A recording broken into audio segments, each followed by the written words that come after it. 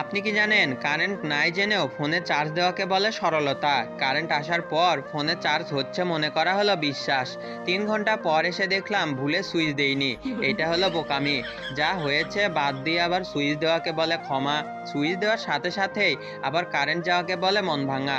Current আবার আসতে দেরি হবে ভেবে ফোন সাথে নিয়ে বাইরে যাওয়া হলো কনফিডেন্ট। 3 ঘন্টা পর বাসায় এসে শুনলেন বেরিয়ে যাওয়ার পরপরই কারেন্ট এসেছে।